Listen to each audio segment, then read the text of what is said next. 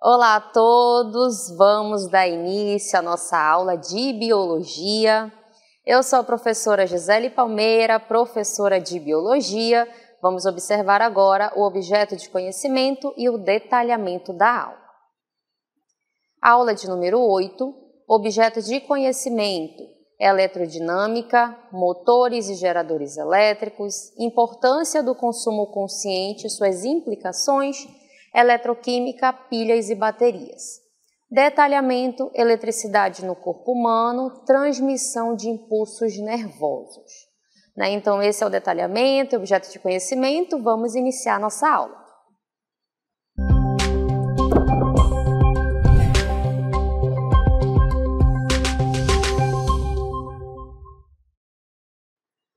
Vamos dar início à aula de Biologia.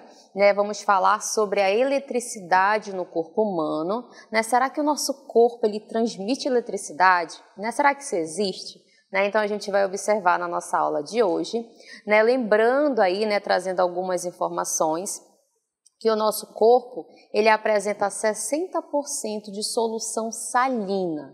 Na medicina isso significa soro fisiológico. Então, o fato de ter solução salina significa que sim, ele é um bom condutor elétrico. Então, respondendo aí a pergunta inicial, o nosso corpo sim transmite esses impulsos elétricos. E a gente vai entender como é que isso funciona, tá? Vamos observar aí que a eletricidade existe no corpo humano, ela produz e também conduz a eletricidade, devido a essa composição de solução salina que nós temos no nosso organismo, cerca aí de 60%, o que vai facilitar a condução da eletricidade. E aí a gente trouxe essa imagem que mostra para a gente uma representação de um átomo, porque os átomos eles formam as moléculas e as moléculas formam células. Então a gente observa ali que os átomos estão presentes na constituição do nosso organismo. Então o que a gente observa nesse átomo, nessa representação do átomo? Nessa bolinha em vermelho eu tenho uma representação do próton. Então o átomo ele vai ter prótons, nêutrons e elétrons. Então essa carga positiva representa o próton que constitui um átomo. Ao redor, em órbita, que fica girando ali ao redor dessa bolinha em vermelho, eu tenho essa bola azul com sinal negativo. Por quê? Ela está representando os elétrons que apresentam cargas negativas. Então, o que a gente observa nessa imagem? Que os átomos eles apresentam cargas elétricas, cargas positivas e cargas negativas. Então, o fato de um átomo apresentar cargas elétricas, a gente já consegue associar essas cargas com a eletricidade no corpo humano. E aí, para a gente falar um pouco mais sobre a eletricidade, trouxe aqui para vocês uma representação do coração. Primeiro a gente vai observar onde ele está localizado. Eu tenho aqui a presença dos pulmões e entre os pulmões o que eu tenho batendo? O coração. Então o coração ele vai gerar impulso elétrico, que é bem interessante, que eu vou mostrar agora para vocês. Então observem aqui as cavidades que estão presentes ali no coração, o lado direito, o lado esquerdo, e a gente observa que no lado direito ocorre o início de um impulso elétrico. O que é interessante? Que o coração ele não precisa de impulsos nervosos para ele bater ali. O que acontece? Ocorre um impulso elétrico próprio do coração. Então esse impulso faz com que ele realize os movimentos de contração.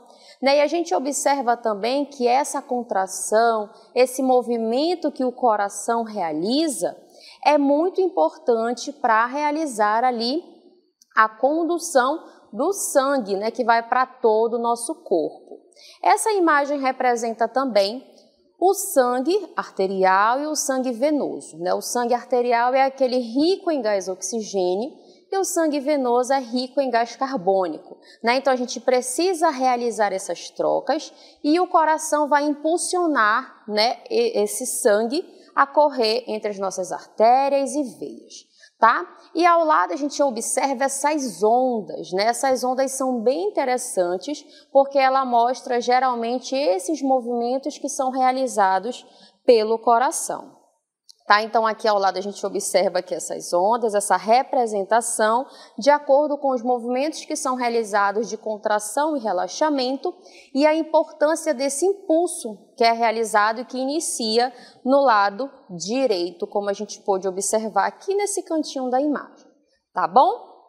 Então, essa animação aí mostra o coração, né, a contração e relaxamento desse músculo e a importância dele para levar o sangue para todo o nosso corpo. Tá? E aí a gente vai observar também, né, que esses impulsos relacionados ao nosso corpo, ele está dentro de uma área que a gente chama de bioeletricidade. Né, bioeletricidade, a gente já sabe que bio significa vida, né? Então a gente está relacionando aí a eletricidade com o organismo vivo. E aí a gente vai observar também, iniciando inclusive com a eletroencefalograma, que é um exame que é realizado e onde a gente consegue ali observar através desse exame os impulsos nervosos que estão acontecendo a todo momento no nosso organismo, tá? Então, é o exame que a gente consegue ali comprovar esses impulsos nervosos acontecendo. Nesse caso, o que é o eletroencefalograma? É um exame não invasivo que registra a atividade elétrica do cérebro, né? Por isso que ele tem lá no centro o nome encéfalo, porque ele está relacionado com a atividade elétrica do cérebro, fornecendo informações sobre o funcionamento desse órgão.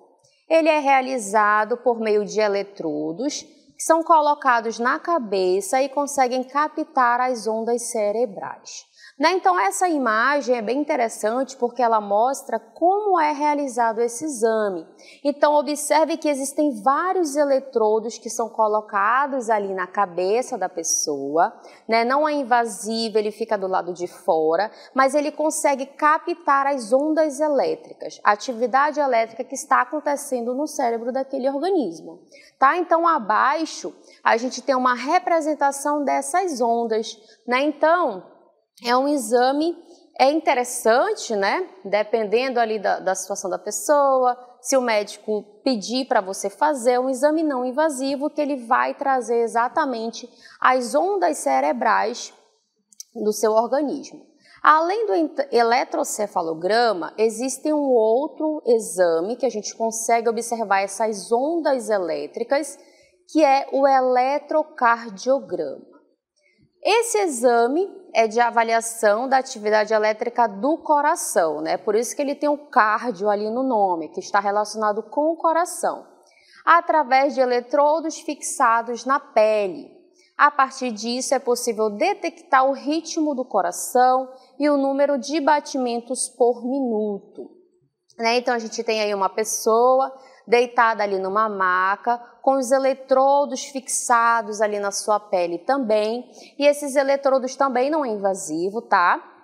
Ele vai conseguir captar as ondas que vêm do coração, né? As ondas elétricas que vêm do coração, e aí a partir desse exame é possível detectar o ritmo do coração, a quantidade de batimentos por minutos, né? É possível verificar se você está com algum problema relacionado às doenças cardíacas. E aí essa imagem, né, a gente consegue observar a realização desse exame. Na imagem abaixo mostra para a gente a onda relacionada ao batimento dessa pessoa, né? Então, através desse exame é possível detectar se tem alguma doença ou não relacionada a problemas ou à saúde do seu coração. Tá bom? Então, é bem importante a gente ter esse conhecimento, né? Para saber se existe alguma doença relacionada ao coração. E aí eu trouxe um outro caso também que está relacionado à nossa aula, que é quando ocorre algum acidente, né? Quando ocorre algum acidente, existem alguns equipamentos que são utilizados para acelerar o batimento cardíaco, que a gente vai observar agora. Olha só, o nome desse equipamento é desfibrilador cardíaco. O que ele faz? Ele age enviando uma descarga elétrica controlada ao coração. E aí, nessa descarga, ele consegue restaurar o ritmo cardíaco normal. Este dispositivo ele é frequentemente usado em situações de parada cardíaca súbita, onde a rapidez da intervenção ela é crucial. Tá? Então, a gente observa aí essa imagem, né? Eu acredito que vocês já tenham visto essa situação em filme, por exemplo, onde a pessoa utiliza essas duas placas ali, coloca no peito da pessoa e aí ela dá tipo um choque, né? E aí esse choque ele tem um objetivo, ele quer que a pessoa consiga restaurar o seu batimento cardíaco, tá? E é um procedimento bem importante que salva vidas, né? Então a gente observa esse paciente, né, esse médico aí realizando essa prática com o desfibrilador cardíaco. Muito bem, né? Então a gente trouxe aí para vocês algumas situações, né, que estão relacionadas com o dia a dia. Observamos aí exames bem importantes, a gente consegue observar esses impulsos elétricos que passam no cérebro, no coração, né? A gente consegue fazer essas análises. E agora, para a gente entender com mais detalhes, né, como é que ocorre essa transmissão de impulsos nervosos, a gente vai observar o neurônio com mais detalhes e observar o que compõe o neurônio, como é que essas informações passam, tá bom? Vamos observar que a transmissão de impulsos nervosos é um fenômeno eletroquímico que ocorre nas células nervosas e faz o sistema nervoso funcionar. Essa imagem é uma imagem de uma célula nervosa chamada neurônio, tá? Então observem que ela apresenta algumas partes. Ela tem logo acima os dendritos, se fosse várias divisões, né, como a gente consegue observar. Tem o corpo celular, lembrando que o neurônio é uma célula, então ele vai ter um corpo celular, vai ter um núcleo. Observe que ele tem uma parte mais prolongada, que é o axônio. O axônio ele apresenta estruturas, que é a baía de mielina. E lá no final tem as terminações do axônio, né, uma ligação de um axônio e outro. A gente observa ali, né, que essa ligação, essa relação de um neurônio com outro é chamado de sinapse, que vai ser explicado um pouco mais à frente. Um outro fator bem interessante também é que ocorre uma direção do impulso nervoso. Então, essa direção, ela vem lá dos dendritos, passa pelo axônio até as terminações, tá bom? E o que a gente observa também? O que é o aspecto elétrico nessa transmissão? É a propagação de um sinal dentro de um neurônio. Geralmente ele inicia no corpo celular e ele é transmitido na direção do axônio, tá? Então eu vou apontar aqui para vocês esse aspecto elétrico, essa propagação de sinal, tá? A gente tem aqui, ó, o neurônio, a gente está falando sobre o aspecto elétrico. Então ele vai iniciar aqui, ó, no corpo celular. Observe aqui o nome, corpo celular, onde eu tenho um núcleo do neurônio. Ele inicia aqui e ele é transmitido na direção do axônio. Olha só, a direção do impulso nervoso vem do corpo celular até o axônio, tá bom? Estamos falando sobre o aspecto elétrico. Quando falamos do fenômeno químico, falamos das sinapses, que são as transmissões do impulso de uma célula a outra, através de substâncias que são chamadas de neurotransmissores. As sinapses acontecem aqui, ó, nessas terminações do axônio, que um pouco mais à frente vocês irão observar com mais detalhes esse fenômeno, tá? Então, antes de continuar, eu trouxe aqui para vocês uma representação, né, que mostra aqui para a gente como esses neurônios eles estão ligados, né, para formar o tecido nervoso. E aí a gente observa aqui nessa ligação entre os neurônios. E olha só, a gente consegue ver algumas partes com mais detalhes. Vou mostrar aqui para vocês o neurônio. Observem bem que a gente tem aqui, ó, o dendrito, né? O dendrito são essas estruturas que ficam bem próximas do corpo celular. Bem ao centro em amarelo vocês conseguem ver o núcleo celular. E aqui vocês observam também o axônio, que é essa estrutura mais prolongada do neurônio. No axônio a gente observa também a bainha de mielina, né, que são essas estruturas que a gente observa que ela está presente no axônio. Essas bainhas de mielina, elas são bem interessantes porque quando o neurônio tem a bainha de mielina, esse impulso nervoso ele passa mais rápido, tá bom? Então ele é bem importante para que o impulso passe mais rápido, tá? E aqui no final a gente tem as terminações do axônio, tá bom? Então essa é uma estrutura para que vocês consigam observar com mais detalhes, né? Aqui o dendrito, membrana celular, o núcleo. Aqui, ó, a gente observa no axônio a célula da glia, que compõe ali a bainha de mielina. E entre uma bainha de mielina e outro, né, a gente tem esse nódulo de Hoover. Né? Então, o que acontece? Esse espaço é bem importante para que esses impulsos passem mais rapidamente. Quando ele não tem, o impulso passa, mas de uma forma mais lenta, né? Por isso que quando tem a presença da bainha de mielina, os impulsos nervosos eles passam mais rápidos, tá bom? Então a gente trouxe aqui para vocês essa estrutura, para vocês conseguirem identificar as principais partes que compõem ali uma célula nervosa e que compõem o tecido nervoso em si. E aí a gente vai observar também que existem 3 tipos de neurônios. Olha só. Temos cerca de 86 bilhões de neurônios e sua estrutura é geralmente a mesma. Há 3 tipos principais. A primeira delas é a sensorial. O que é a sensorial? Ela leva a informação captada do ambiente externo ou do próprio corpo até o sistema nervoso. A segunda são as interneurônios. Eles transmitem um sinal dos neurônios sensoriais ao sistema nervoso central. E a terceira são os neurônios tipos motores, onde eles recebem as informações do sistema nervoso central e as transmitem para os músculos e glândulas do corpo, né? Glândulas endócrinas ou exócrinas. E aí, para representar os motores, eu trouxe aqui para vocês uma imagem. Nessa imagem aqui a gente já sabe que é um neurônio, a gente já sabe que é uma célula nervosa. Vocês já conhecem aqui essa estrutura dos dendritos que recebe estímulos, corpo celular, núcleo, a direção e condução do sinal elétrico pelo axônio. E observem que aqui, ó, nessa terminação do axônio, ele está ligado em quê? Na fibra muscular, né? Então ele vai se ligar tanto na fibra muscular quanto em glândulas endócrinas ou exócrinas do nosso corpo. Tá? Então esses são os motores, eles recebem informação do sistema nervoso central e vai transmitir para os músculos e glândulas do corpo. Tá? Então existem esses 3 tipos. Então o tecido nervoso ele é composto pelo quê? Pelas células nervosas, que são os neurônios, e pelas células da glia, que a gente vai conhecer agora. Olha só, vamos observar quais são as células da glia.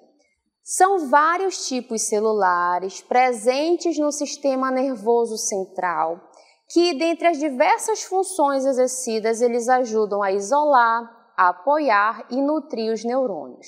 Né? Então, ele tem várias funções, ele está em grande quantidade no sistema nervoso. Eles não geram impulsos nervosos, como acontecem com os neurônios.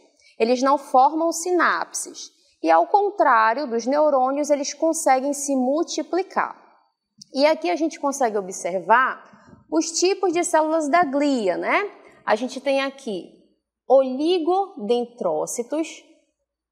Essas células da glia, elas formam a baía de mielina do sistema nervoso central. Né? A gente tem aqui as células ependimárias, que está relacionada com revestimento.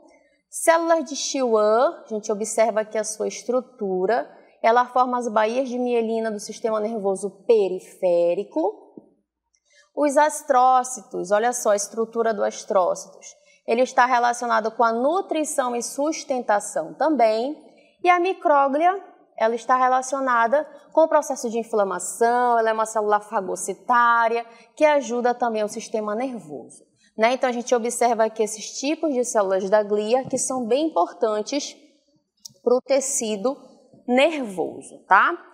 E aí, falando um pouco mais, né, desse impulso do sistema nervoso, a gente vai trazer com vocês mais detalhes ali sobre as sinapses, como essas transmissões de impulsos nervosos são geradas, tá? Olha só. O que são as sinapses? Os neurônios eles se comunicam uns com os outros pelas sinapses. É um meio de comunicação entre as células do tecido nervoso. Existem dois tipos, sinapse química e sinapse elétrica. A maioria das sinapses são químicas. Nestas, a comunicação é feita usando mensageiros químicos, como o próprio nome já traz. Outras sinapses são elétricas. Nessa, ocorre um fluxo direto de íons entre as células. Geralmente tem uma proteína ali facilitando essa passagem. Tá? Então, a gente vai observar que o disparo de um potencial de ação em um neurônio, o pré-sináptico, gera a transmissão de um sinal para outro neurônio pós-sináptico. Né? Então, o que é pré-sináptico, pós-sináptico? Quando estamos falando da interação de dois neurônios, a gente está observando o quê? O neurônio que veio antes e o neurônio que vem depois. Né? Então, vamos imaginar que esse aqui é o pré-sináptico, esse aqui é o pós-sináptico. Né? Então, o pré vai passar informações para o pós. Existe aqui um espaço entre eles e nesse espaço ocorre ali a transmissão dos neurotransmissores. Nesse processo, né, da passagem de neurotransmissores é que ocorrem as sinapses, tá bom? Então, pré é o que vem antes, pós é o que vem depois, tá? Quando a gente observa esse nome, é justamente a relação de dois tipos de neurônios, tá bom? Vamos observar aí essa representação. Né? Então, a gente tem aí a célula pré-sináptica, que ela está enviando um impulso nervoso, né? Um potencial de ação. Né? Então, a gente tem essa célula e logo após a gente tem a célula pós-sináptica que vai receber esse impulso nervoso. Tá? Então, essa representação mostra para a gente a interação entre as duas células, tá bom? E aí esse espaço que fica ali entre elas é exatamente esse que a gente observa aqui. Olha só, nessa interação a gente observa uma célula pré-sináptica e pós-sináptica e a relação aqui dos neurotransmissores. Observem aqui, ó, como eles são, o espaço que existe entre eles e aqui os neurotransmissores sendo liberados e passando o impulso de uma célula para a outra, tá bom? No caso da sinapse elétrica, a gente observa a presença de proteínas auxiliando a passagem de íons, tá? Então, aqui, a gente observa aqui os íons passando pela proteína, né, realizando ali trocas, e na química, a gente observa os neurotransmissores, olha só, né? A gente observa aqui os neurotransmissores de uma célula do sistema nervoso para outra, tá bom? Então, vamos observar aqui novamente. Bom, então para a gente entender um pouco mais, né, sobre esse potencial de ação que acontece nas sinapses, a gente convidou o professor de física para falar mais para a gente, né? Então vamos observar. Olá pessoal, eu sou o professor William Costa e você já se perguntou como as células conduzem informações umas às outras? A resposta está no potencial de ação, que nada mais é do que a capacidade que as células possuem de transmitir sinais elétricos umas às outras. Transmitindo esses sinais elétricos, transmite-se também informação, tá certo? No potencial de ação, há uma inversão. Que inversão é essa? Toda célula tem um potencial de repouso, um potencial de equilíbrio, que gira ali em torno de menos 70 mV. Quando ocorre o potencial de ação, ocorre uma inversão, uma mudança muito rápida e transitória desse potencial elétrico de repouso da célula, onde a célula passa de menos 70 mV para mais 30 mV, e ocorre aí uma ampla despolarização do potencial elétrico dessa célula. Esse potencial de ação ele vai ocorrer exatamente porque há uma alta permeabilidade à passagem do sódio. fazendo com que a célula se torne menos negativa e assim despolarize, desencadeando o potencial de ação. Esse potencial de ação também ocorre quando o estímulo é suficiente para atingir um certo limiar e, dessa forma, gerar a despolarização da membrana e propagação do impulso nervoso. Então, fica claro aqui, olha, que se não ocorrer o estímulo suficiente para atingir esse limiar, nada vai ocorrer. E aí o que acontece? O potencial de ação ele se caracteriza através de um ciclo, através de etapas distintas, que é a despolarização, a repolarização e a hiperpolarização. Ou seja, nós temos aí um ciclo completo onde se transmite um sinal elétrico e a partir desse sinal elétrico transmite-se uma informação. Só um detalhe, esse ciclo ele é muito rápido, tá certo? Ele ocorre ali na ordem de milissegundos e isso faz com que as células transmitam informação umas para as outras. Muito bem, né? A gente agradece a participação do professor de Física, professor William, trazendo aí para a gente informações, mais informações relacionadas ao conteúdo. E aí, né, a gente está aqui falando de mais conteúdos voltados à eletricidade. Só que agora a gente vai falar um pouco para vocês sobre a eletricidade estática. Né? Não sei se já aconteceu. Quem aí já pegou na porta do carro e levou um choque, quem tentou abraçar alguém e sentiu ali um choque, né? Então, essas situações que podem acontecer aí no dia a dia está relacionada com a eletricidade estática, né? Porque o que acontece? A gente já sabe que o nosso corpo ele tem átomos, né? Então, se ele tem átomos, ele tem eletricidade, tem cargas positivas, cargas negativas, mas nesse caso, o que pode acontecer? A pessoa pode estar carregada com cargas positivas ou com cargas negativas. E aí, quando ela encosta em um outro corpo, ela tende a manter um equilíbrio, né? Então, ocorre ali uma certa descarga elétrica, tá bom? Então, a gente vai observar aí na nossa próxima imagem, olha só. Ocorre devido a essa transferência de cargas elétricas entre dois corpos constituídos de materiais e quantidades de cargas diferentes. E aí isso vai gerar aquela faísca, né, aquele choquezinho elétrico.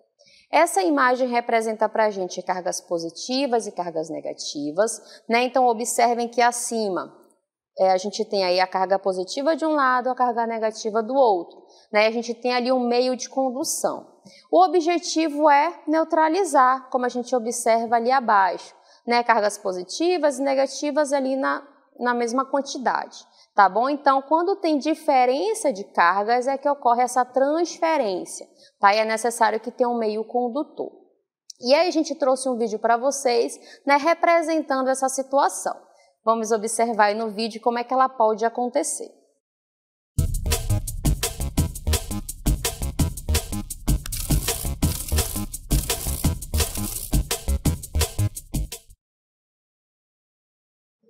Então, observem bem, né? Eu estou ali, ó, chegando no carro. Quando eu fui tocar na maçaneta para abrir a porta, peguei um choque, né? O que aconteceu? Tinham diferenças de cargas, né? Observaram lá na nossa animação que existia um corpo com uma carga positiva, outro corpo com uma carga mais negativa. Então, quando eu toco na maçaneta, como tem uma diferença de carga, o objetivo é que tenha um equilíbrio, né? Então, quando eu toco, levei o choque, eu tentei equilibrar essa carga, tá bom? Então, quando essas situações acontecem, geralmente é um corpo que está carregado positiva ou negativamente, né? Dependendo ali da distribuição desses elétrons, tá? Então, essas situações podem ocorrer. É um outro fator também relacionado, né, esse tipo de choque que você pode ter, é o tipo de pele, o tipo de organismo, tá? Pessoas que têm ali a pele mais seca, isso pode acontecer com mais frequência do que aquelas pessoas que têm uma pele que é menos seca, né, e mais úmida, tá? Então, a diferença de pele, a diferença de organismo, ela está relacionada também com esses fatores, né? Tem gente que toca ali e pega choque e tem gente que nunca pegou choque. Né? Então, depende ali de cada pessoa, de cada organismo, para ter ali essa diferença de carga. Né? Lembrando que a gente está ali em diferentes ambientes. Né? O carro, por exemplo, quando ele está passando, ele está recebendo ali bastante quantidade de ar, de vento. Essa diferença também ocorre ali na diferença de carga que vai estar presente no carro, tá? Então, são vários fatores.